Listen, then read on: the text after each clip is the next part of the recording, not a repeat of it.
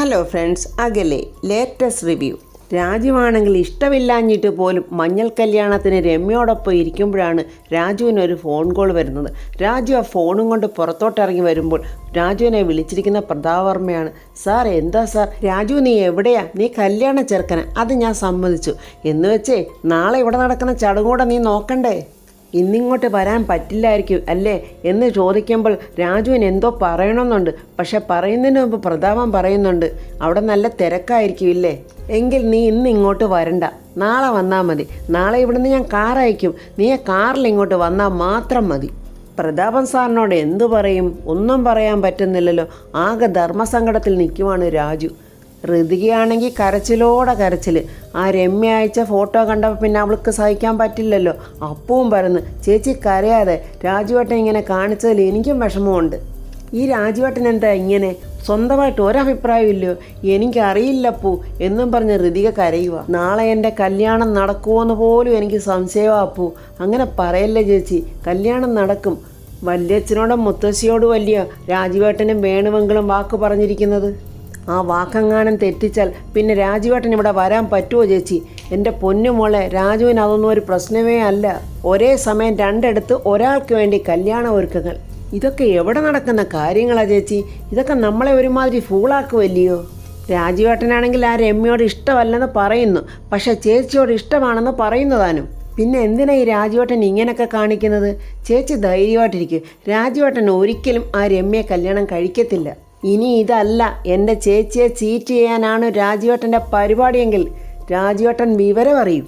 എൻ്റെ ചേച്ചി കരയരുത്. എൻ്റെ ചേച്ചി ആരാണെന്ന് എൻ്റെ ചേച്ചിക്ക് അറിയാൻ പാടില്ലാത്തതുകൊണ്ടാണ് എൻ്റെ ചേച്ചി ഇങ്ങനെ കരയുന്നത്.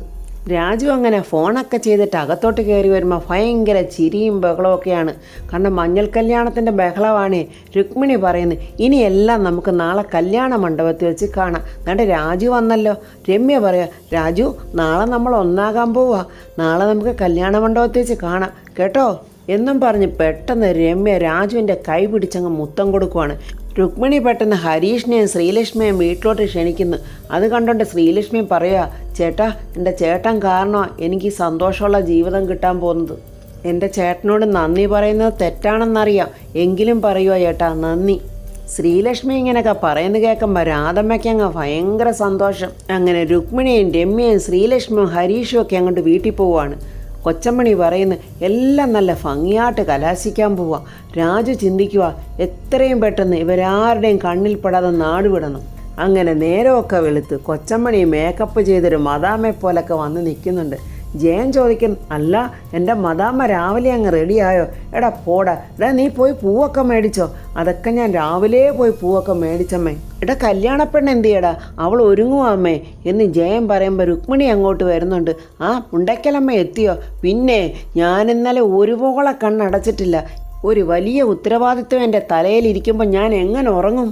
മുണ്ടയ്ക്കലമ്മ എന്തുവായി പറയുന്നത്? എന്ത് ഉത്തരവാദിത്വത്തിൻ്റെ കാര്യമാണ് ഈ കല്യാണക്കാര്? ഓ അത് ശരി, ഇതൊന്ന് കഴിഞ്ഞ് കിട്ടിയാൽ മതിയായിരുന്നു എനിക്കൊന്ന്. അതിനിടയ്ക്കാണ് ഞാനൊരു ദുസ്വപ്നം കണ്ട്. അതെന്തോ ദുസ്വപ്നമാ? എൻ്റെ കെട്ടിയോൻ എന്നിട്ട് തല്ലാൻ ഓടിക്കുന്നെന്ന്. അല്ല രുക്മിണി, നിൻ്റെ ഭർത്താവ് വന്നില്ലേ? വന്നില്ല മുണ്ടയ്ക്കലമ്മേ, അവനോട് പോകാൻ പറ മോരട്ടിക്കാള. രുക്മിണി പെട്ടെന്ന് തന്നെ ഒരു വക്കീലിനെ കാണണം, എന്തൊരു ഡൈവോഴ്സ് പെട്ടെന്ന് വാങ്ങിക്കുകയും വേണം. അല്ല രുക്മിണി, കല്യാണപ്പെണ്ണ് എവിടാ ഒരുങ്ങുന്നത്? അവൾ മുകളിൽ നിന്ന് ഒരുങ്ങുക അമ്മേ. എടാ ജയ, നീ ചെന്ന് കല്യാണ ചെറുക്കനെ വിളിച്ചുണർത്താൻ നോക്ക്. രമ്യയാണെങ്കിൽ വളരെ നാളത്തെ സ്വപ്നം സാക്ഷാത്കരിക്കാൻ പോകുന്ന സന്തോഷത്തിൽ ഇങ്ങനെ ഒരുങ്ങുവാണ്. പ്രിയയും ശ്രീലക്ഷ്മിയും ചേർന്ന് സ്വർണ്ണാഭരണങ്ങളൊക്കെ അണിയിക്കുന്നു, തലയിൽ പൂവെക്കുന്നു, സാരിയൊക്കെ ശരിക്കും ഞൊറിഞ്ഞുടുപ്പിക്കുന്നു. അങ്ങനെ പറയേണ്ട പല വിധത്തിലുള്ള മേക്കപ്പുകളൊക്കെ അങ്ങനെ ചെയ്യുന്നുണ്ട്. മുണ്ടയ്ക്കലമ്മണി അങ്ങോട്ട് ചെന്നിട്ട് രമ്യയെ കണ്ടിട്ടൊരു സോപ്പിടിയിൽ, അയ്യോ എൻ്റെ മോളങ്ങ് സുന്ദരിക്കുട്ടിയായല്ലോ, രാജകുമാരിമാർ പോലും തോറ്റുപോകും. ഈ സമയം പ്രതാപവർമ്മയുടെ വീട്ടിൽ നല്ല ഗംഭീരമായ കല്യാണ ഒരുക്കങ്ങളൊക്കെ നടക്കുന്നുണ്ട്. സരസ്വതി അമ്മ ഓരോന്നിനും നേതൃത്വം വഹിച്ച് ഓരോ കാര്യങ്ങളും പറഞ്ഞു കൊടുത്ത് ചെയ്യിക്കുവാണ്. നാദസ്വരക്കാരും മേളക്കാരും ഒക്കെ അങ്ങോട്ട് എത്തിയിട്ടുണ്ട്. നമ്മുടെ ഋതികയെ നല്ല സുന്ദരിക്കുട്ടിയായിട്ട് ഒരുങ്ങുവാണ്. ഋതിക നല്ലതുപോലൊക്കെ ഒരുങ്ങാനൊക്കെ ഇരുന്നു കൊടുക്കുന്നെങ്കിലും ഋതികയുടെ മുഖത്ത് വലിയ സന്തോഷമൊന്നും കാണുന്നില്ല. അതുപോലെ തന്നെയാണ് അപ്പുവും യാമിനിക്കും. യാമിനിയുടെ മുഖത്ത് നല്ല സങ്കടം കാണുന്നുണ്ട്. ഋതിക സങ്കടത്തോടെ പെട്ടെന്ന് മൊബൈലെടുത്ത് രാജുവിനെ വിളിക്കുന്നുണ്ട്. ആ സമയത്ത് പറയുന്ന സ്വിച്ച് ഓഫ് ആണ്, നോട്ട് റീച്ചബിൾ എന്നാണ്. ഇതൊക്കെ കേൾക്കുമ്പോഴേ ഋതിക ആകെ തളർന്നിരിക്കുവാണ്. ഋതിക വീണ്ടും വീണ്ടും രാജുവിനെ വിളിക്കാൻ ട്രൈ ചെയ്യുമ്പോഴെല്ലാം അതുപോലാണ് കേൾക്കുന്നത്. ഋതിക അന്നേരം എല്ലാം സങ്കടത്തോടെ യാമിനിയെയും അപ്പൂനെയും നോക്കുവാണ്. ഋതിക ചെറിയമ്മയെന്നും പറഞ്ഞ് യാമിനിയുടെ അടുത്ത് കരയുന്നുണ്ട്. എന്തിനാ മോളെ കരയുന്നത്? ചെറിയമ്മ, രാജുവിനെ വിളിച്ചിട്ട് ഫോൺ സ്വിച്ച് ഓഫാണ്. എൻ്റെ മോളെ നെഗറ്റീവായിട്ടൊന്നും ചിന്തിക്കല്ലേ. ചിലപ്പോഴവൻ ഫോൺ ഓഫ് ചെയ്ത് വെച്ചതായിരിക്കും. മോള് സമാധാനമായിട്ടിരിക്കുക. എത്ര രഹസ്യമായിട്ട് വെച്ചാലും കല്യാണ വിവരങ്ങളൊക്കെ എങ്ങനെയൊക്കെ ചോർന്നിട്ടുണ്ടെന്ന് തോന്നുന്നു. പ്രതാപനെ വിളിച്ചിട്ട് അവരൊക്കെ ചോദിക്കുന്നു. പ്രതാപൻ പറയുന്നു, അയ്യോ തെറ്റിദ്ധരിക്കല്ലേ, ഞങ്ങൾ ആരെയും വിളിച്ചിട്ടില്ല, ഞങ്ങൾ വീട്ടിലുള്ളവർ മാത്രമേ ഉള്ളൂ എന്നൊക്കെ പറയുന്നുണ്ട്. അപ്പോൾ ശേഖരൻ അങ്ങോട്ട് ഒരുങ്ങി വരുന്നുണ്ട്. ശേഖര, രാജുവിൻ്റെ വീട്ടോട് കാർ അയച്ചിട്ടുണ്ടോ? അയ്യോ ഇല്ല ചേട്ടാ, ഈ സമയമായി, വേഗം അയക്കേ. അങ്ങനെ കല്യാണ മണ്ഡപത്തിന് ചുറ്റും ക്യാമറയൊക്കെ തൂക്കിക്കൊണ്ട് നമ്മുടെ ഫോട്ടോഗ്രാഫർമാരെല്ലാം നിരന്നു കഴിഞ്ഞു. വേണുവേട്ടൻ ചെറുതായിട്ടൊന്ന് ഒരുങ്ങിയിട്ടുണ്ട്. ഒരുങ്ങി ഇങ്ങനെ വാതൊക്കെ വന്നിങ്ങനെ വിഷമിച്ചിരിക്കുവാണ്. അളിയൻ ഇതുവരെ റെഡിയായില്ലയോ എന്നും പറഞ്ഞ് ജയൻ അങ്ങോട്ട് വരുന്നുണ്ട്. മുഹൂർത്തത്തിന് ടൈമായല്ലോ എന്നിങ്ങനെ വേണുവേട്ടനോട് പറയുവാണ്. അളിയൻ ഇവിടെ ഇല്ലേ? അളിയൻ്റെ ബൈക്കും കാണുന്നില്ലല്ലോ. അന്നേരമാണ് വേണുവേട്ടനെ ശ്രദ്ധിക്കുന്നത്. രാജുവിൻ്റെ ബൈക്ക് അവിടെ കാണുന്നില്ല. അയ്യോ ശരിയാണല്ലോ, ഇവൻ്റെ ബൈക്ക് ഇതെവിടെ പോയി എന്നും പറഞ്ഞ് വേണുവേട്ടനെ അവിടെയൊക്കെ നോക്കുവാണ്.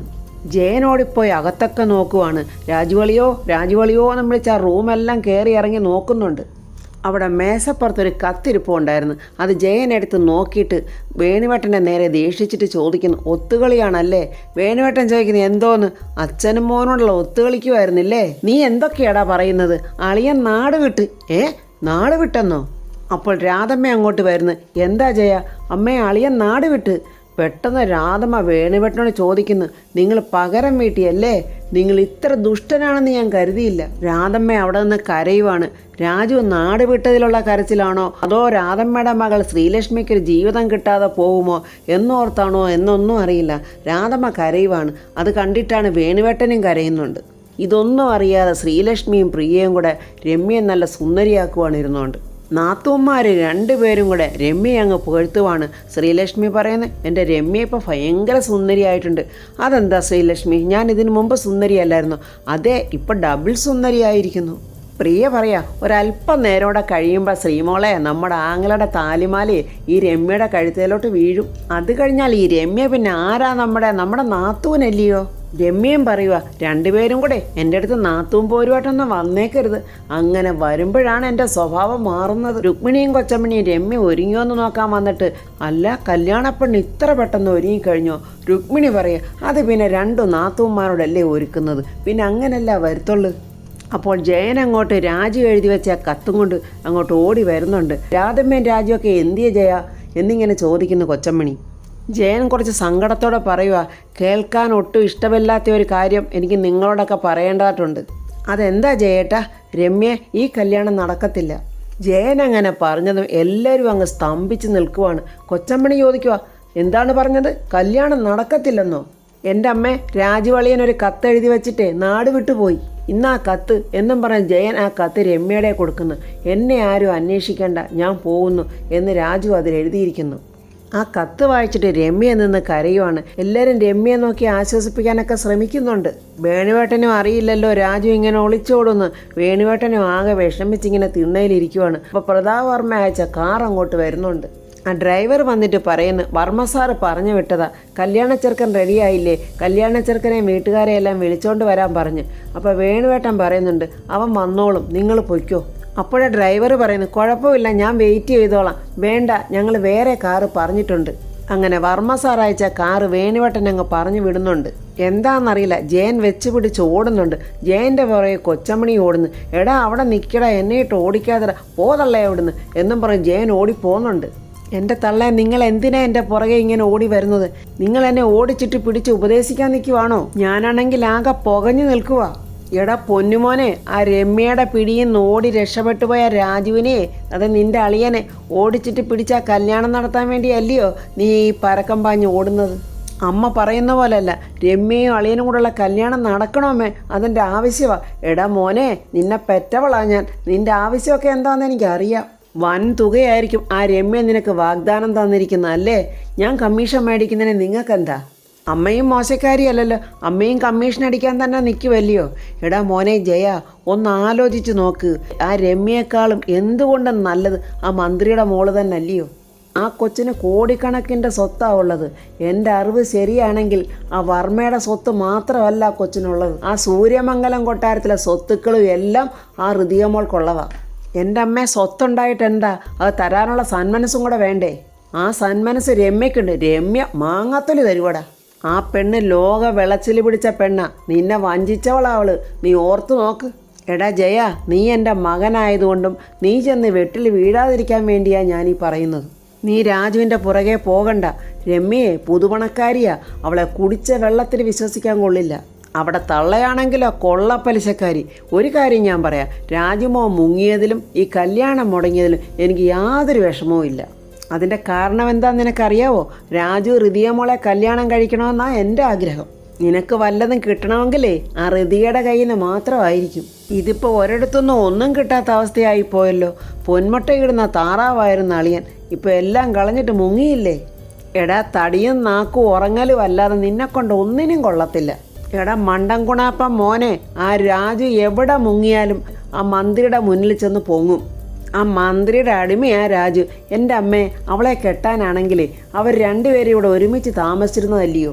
അവൻ അന്നേരം കെട്ടിയില്ലെങ്കിലും അവൻ എപ്പോൾ കെട്ടണമെന്ന് വിചാരിച്ചാലും അവൻ കെട്ടുന്നത് ഋതികയെ മാത്രമായിരിക്കും. എൻ്റെ അനുഭവം വെച്ച് ഞാൻ പറയുക, നീ എൻ്റെ മകനായതുകൊണ്ടുകൂടി പറയുക, നീ രമ്യയ്ക്ക് വേണ്ടി വാദിക്കാൻ നടക്കണ്ട. 10 കാശ് നിനക്കുണ്ടാക്കണമെങ്കിൽ ഋതികയും രാജുവും തമ്മിലുള്ള കല്യാണം നടക്കാൻ വേണ്ടി നീ പ്രാർത്ഥിക്കുക. എൻ്റെ അമ്മ ആ വെള്ളം ചവിട്ടിത്താഴ്ത്തിക്കൊണ്ട് ഈ വെള്ളത്തിൽ കയറാൻ നോക്കുവാണ്. എടാ, ഞാൻ എന്നും മന്ത്രിയുടെ മോടെ വെള്ളത്തിൽ തന്നെ നിൽക്കുന്നത്. ഇതൊന്ന് ചവിട്ടിത്താക്കാൻ വേണ്ടി മാത്രം ഞാൻ കൂടെ നിന്നതാ എന്നൊക്കെ പറഞ്ഞിട്ട് നമ്മുടെ കൊച്ചമ്മണി അങ്ങ് പോവുകയാണ്. ജയനിപ്പോൾ സത്യത്തിൽ ആകെ ആശയക്കുഴപ്പത്തിലായി. അങ്ങോട്ട് ചവിട്ടണോ ഇങ്ങോട്ട് ചവിട്ടണോ എന്നറിയാതെ ജയൻ ഇങ്ങനെ നിൽക്കുവാണ്. ശേഖരൻ വന്ന് വെപ്രാളം പെട്ടിട്ട് യാമിനിയെ വിളിച്ചിട്ട് പറയാം, യാമിനി നീ ഇങ്ങോട്ടൊന്ന് വന്നേ, രാജു ചതിക്കുവോടി. എനിക്കറിയില്ല ശേഖരേട്ടാ, ഋതുമോള് വിളിച്ചിട്ട് രാജുവിൻ്റെ ഫോൺ സ്വിച്ച് ഓഫാണ്. എൻ്റെ ദൈവമേ എന്ന് പറഞ്ഞ് ശേഖരൻ ഇങ്ങനെ നെഞ്ചത്ത് കൈവെക്കുക. യാമിനി പറയുക, ഞാൻ മേക്കപ്പ് റൂമിനോട്ട് ചെല്ലട്ടെ ശേഖരേട്ടാ, അല്ലെങ്കിൽ ഋതുമോൾ ആകെ ടെൻഷനാകും. സരസ്വതി അമ്മയുടെ നേതൃത്വത്തിൽ അവിടെ അങ്ങനെ അലങ്കാരങ്ങൾ ഓരോന്നും നടക്കുന്നുണ്ട്. അംബികയും മകൻ വേതാളവും കൂടെ വന്നിങ്ങനെ നോക്കുവാണ്. രാജുവിനെ കാണാത്തതിൽ പ്രതാപൻ ഇങ്ങനെ വാച്ചയിലൊക്കെ നോക്കുന്നുണ്ട്. അത് കണ്ടുകൊണ്ട് അംബികയ്ക്കും മകനും അങ്ങ് സന്തോഷത്തോടെ ചിരിക്കുവാണ്. അംബിക മകനോട് രഹസ്യമായിട്ട് പറയുക, കാര്യമൊന്നും അറിയാതെ മണ്ടന്മാരിങ്ങനെ നിൽക്കുക, അടിയൊഴുക്കുകളൊന്നും അറിഞ്ഞിട്ടില്ലല്ലോ. പ്രതാപനോട് എന്തു പറയണമെന്നറിയാതെ വിഷമിച്ചിങ്ങനെ ശേഖരൻ മുകളിൽ നിന്ന് ഇറങ്ങി വരുന്ന കണ്ടുകൊണ്ട് ദീപക് അമ്മയോട് പറയുന്നു, തോണ്ട വരുന്നമ്മേ ലോക്കൽ ഗാർഡിയൻ. ഇയാളുടെ ഭാവവും മട്ടുമൊക്കെ കണ്ടാൽ തോന്നും എല്ലാം ഇയാളുടെ തലയിൽ കൂടെ ഓടുന്നതെന്ന്. ശേഖരൻ അടുത്തോട്ട് ചെല്ലുമ്പോൾ പ്രതാപൻ പറയുന്നു, ശേഖര, മുഹൂർത്തത്തിന് സമയമായല്ലോ, വേണുവേട്ടനെയും കുടുംബക്കാരെ ആരെയും കാണുന്നില്ലല്ലോ. അംബിക ഋതികയെ ഒന്ന് കുത്തിനോവിക്കാനായിട്ടാണെന്ന് തോന്നുന്നു മേക്കപ്പ് റൂമിലോട്ട് വന്നിട്ട് ചോദിക്കുന്നു, അല്ല ഒരുക്കങ്ങളൊന്നും ഇതുവരെ കഴിഞ്ഞില്ലയോ? യാമിനി പറയോ, ഇതാ കഴിഞ്ഞോണ്ടിരിക്കുവോ ചേച്ചി. അപ്പോഴത്തേക്ക് ശേഖരൻ വന്നിട്ട് ചോദിക്കുന്നു, യാമിനി ഋതിമോൾ ഒഴുങ്ങിക്കഴിഞ്ഞില്ലേ? കഴിഞ്ഞല്ലോ, എന്നാൽ മണ്ഡപത്തിലോട്ട് കൊണ്ടുപോവാ. മുഹൂർത്തത്തിന് സമയമായി, ചേട്ടനാണെങ്കിൽ അവിടെ തിരക്ക് കൂട്ടുക, വാ മോളെ എന്നും പറഞ്ഞ് യാമിനി ഋതിയെ വിളിച്ചുകൊണ്ട് വരുന്നുണ്ട് മണ്ഡപത്തിലോട്ട്. ആ സമയത്ത് ഋതിയുടെ ഫോണിലോട്ടൊരു ഫോൺ കോൾ വരുന്നുണ്ട്. അംബിക ചോദിക്കുന്നു, ആരാ ഈ സമയത്ത്? അത് ഋതിയെ നോക്കിയിട്ട് പറയുന്നു, വേണുവങ്കിളാണല്ലോ, ഹലോ വേണുവങ്കിളെ എന്നിങ്ങനെ വിളിക്കുന്നുണ്ട്. അപ്പോൾ ഫ്രണ്ട്സ്, നമ്മുടെ വേണുവേട്ടൻ എന്തായിരിക്കും ഋതിയോട് പറയുന്നത്? രാജു ഇനി അവിടെ തന്നെ ഉണ്ടോ? രാജുവും ഋതിയും കൊണ്ടുള്ള കല്യാണം നടക്കുമെന്ന് നമ്മുടെ സരസ്വതി അമ്മയാണല്ലോ വാക്ക് പറഞ്ഞിരിക്കുന്നത്. അപ്പോൾ എന്തൊക്കെയോ പരിപാടികളൊക്കെ മുൻകൂട്ടി തന്നെ നമ്മുടെ സരസ്വതി അമ്മ ഒപ്പിച്ചിട്ടുണ്ടാകും. അതുകൊണ്ടാണല്ലോ അത്ര ധൈര്യത്തെ തന്നെ ഓരോ കാര്യങ്ങളും നേതൃത്വം കൊടുത്ത് നടത്തുന്നതുമെല്ലാം. അങ്ങനെ രാജുവും ഋതിയായിട്ടുള്ള വിവാഹത്തിൻ്റെ റിവ്യൂവുമായി നമുക്ക് നാളെ കാണാം. എൻ്റെ റിവ്യൂ ഇഷ്ടപ്പെട്ടാൽ ലൈക്കും കമൻസും, സബ്സ്ക്രൈബ് ചെയ്യാത്തവർ സബ്സ്ക്രൈബ് ചെയ്യണേ.